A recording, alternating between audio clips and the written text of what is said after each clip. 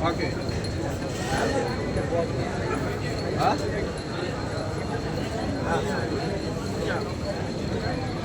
একটা পুরো ভিডিও দেখেন